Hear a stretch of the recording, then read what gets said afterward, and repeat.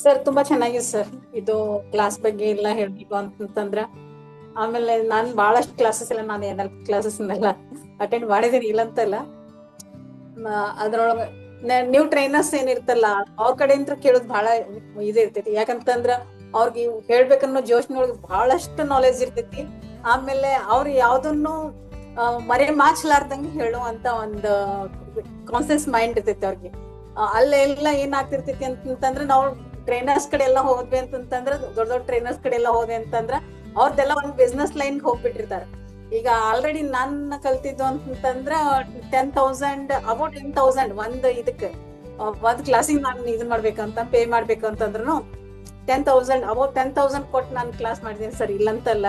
But ಇದು ಎಲ್ಲ ಇಷ್ಟೆಲ್ಲ ಇದು ಇಲ್ಲ, ಪ್ರೋಗ್ರಾಮ್ಸ್ ಎಲ್ಲ ಇಲ್ಲ. ಬಟ್ ನೀವು ಇಲ್ಲೆಲ್ಲ ಇಷ್ಟು ಪ್ರೋಗ್ರಾಮ್ಸ್ ನ ನೀವೆಲ್ಲ ಇಲ್ಲಿ ಫಿಕ್ಸ್ ಮಾಡ್ಕೊಂಡ್ರೆ ಅಂದ್ರೆ ಗ್ರೇಟ್ ಸರ್. ಇದು ಯಾರಿಗ್ ಬರ್ತೈತಿ ಅಂತಂದ್ರ ನೀವು ಕಮ್ಮರ್ಸ್ ಅಂತ ಏನಿರ್ತೀವಿ, ಆಮೇಲೆ ಇದು ನೀವು ಟ್ರೈನರ್ಸ್ ಅಂತ ಏನ್ ಬರ್ತಾರಲ್ಲ ಅವ್ರಿಗೆ ಇದೆಲ್ಲ ಆಗಕ್ ಸಾಧ್ಯ. ಇದು ಬೇರೆದವ್ರಿಗೆಲ್ಲ ಇದು ಆಗಂಗಿಲ್ಲ.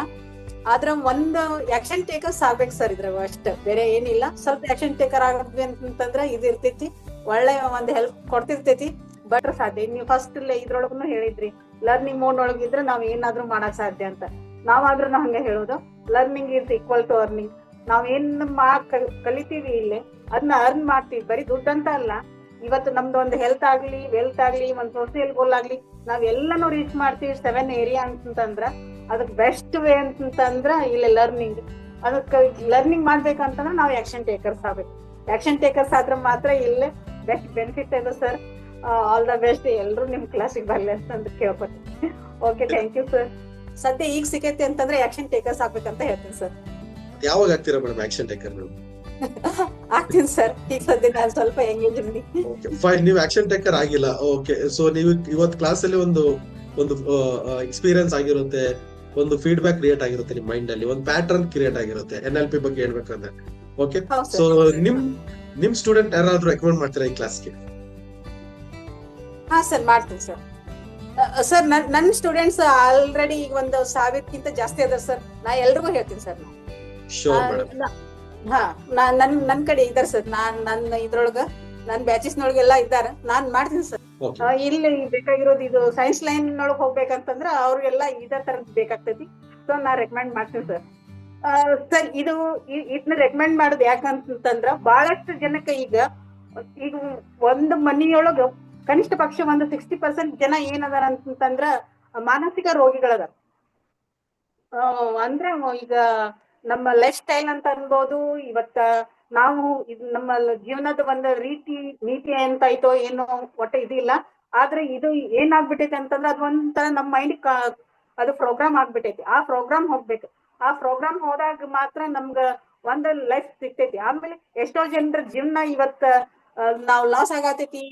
ಆಮೇಲೆ ನಾವ್ ವೆಸ್ಟರ್ನ್ ಲೈಫ್ ನಾವ್ ತಗೊಳತ್ತೀವಿ ಅಂತಂದ್ರೆ ಇದಕ್ಕೆ ಕಾರಣ ಏನು ಅಂತಂದ್ರ ನಮ್ಮ ಜೀವನದ ಒಂದು ಪರಿಸ್ಥಿತಿ ಅಂದ್ರೆ ಏನು, ನಾವು ಇನ್ನೊಬ್ಬರ ಸ್ಥಿತಿಗೆ ನಾವು ಕಾರಣ ಆಗಿರ್ತೀವಿ. ಇನ್ನೊಬ್ಬರ ಸ್ಥಿತಿನ ನಾವು ತಗೊಂಡಿರ್ತೀವಿ. ಪರರ ಸ್ಥಿತಿಗೆ ನಾವು ನಮ್ ಸ್ಥಿತಿನ ಕೆಡಿಸ್ಕೊಂಡ್ಬಿಟ್ಟಿರ್ತೀವಿ. ಆದ್ರೆ ನಮ್ಮ ಇದ್ರೊಳಗ ನಮ್ ಲೈಫ್ ನ ಚೇಂಜ್ ಮಾಡ್ಕೋಬೇಕಂದ್ರ ನಮ್ ಮೈಂಡ್ ಸೆಟ್ ಚೇಂಜ್ ಮಾಡ್ಕೋಬೇಕು. ನಮ್ ಮೈಂಡ್ ಸೆಟ್ ಚೇಂಜ್ ಮಾಡ್ಕೋಬೇಕು ಅಂತಂದ್ರ ನಾವೇ ಮೊದ್ಲು ಇಂಥ ಕ್ಲಾಸಿಗೆಲ್ಲ ಬರ್ಬೇಕು ಸರ್. ಅದಕ್ಕೆ ಅವ್ರನ್ನೆಲ್ಲ ಈ ಕ್ಲಾಸಿಗೆ ಸೇರ್ಸೋದು ಒಳ್ಳೇದಂತ ನನ್ಗನ್ಸುತ್ತೆ. ಬಟ್ ಇಲ್ಲಿ ಎಲ್ಲಾನು ಒಂದ ಕಡೆನೂ ಐತಿ. ಎಲ್ಲ ಇಡೀ ಪೂರ್ತಿ NLP ಏನೈತಿಲ್ಲ ಪ್ರತಿಯೊಂದು, ಸೊ ನಾವು ಅದನ್ನ ಮಾಡಬಹುದು ಅಂತ ಹೇಳಿ ನಾನು ಇಲ್ಲಿ ಸೇರ್ಸಕ್ ಇಷ್ಟಪಡ್ತೀನಿ ಸರ್. ಫೈನ್. ಸೊ ಈ ಹೇಗೆ ಅರೌಂಡ್ 8 o'clock ಸ್ಟಾರ್ಟ್ ಆಯ್ತಂದ್ರೆ 1 hour 40 minutes ಆಗಿದೆ ಕ್ಲಾಸ್ ಸ್ಟಾರ್ಟ್ ಆಗಿ. ಈ 1 hour 40 minutes ನಿಮ್ಗೆ ಏನ್ ಎಕ್ಸ್ಪೀರಿಯನ್ಸ್ ಮಾಡಿದ್ರಿ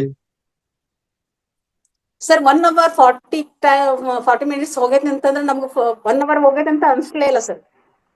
ಯಾಕಂತಂದ್ರ ಯಾವ್ದೋ ಒಂದು ಸ್ಟೋರಿ ಹೇಳತ್ತಾರ, ಯಾವ್ದೋ ಒಂದ್ ಏನೋ ಹೇಳತ್ತಾರ ಅಂತ ನನಗನ್ಸ್ಲಿಲ್ಲ. ಯಾಕಂತಂದ್ರ ಇಟ್ ಈಸ್ ದ ಫ್ಯಾಕ್ಟ್. ಈಗ ಸದ್ಯ ಈಗ ಏನ್ ನಡೀತಿತ್ತಲ್ಲ ಇದೆಲ್ಲ ಫ್ಯಾಕ್ಟ್ ಅದ. ಇದು ಬೇರೆ ಯಾವ್ದು ಇದು ಇಲ್ಲ. Fine ma'am, thank you for giving good feedback about me.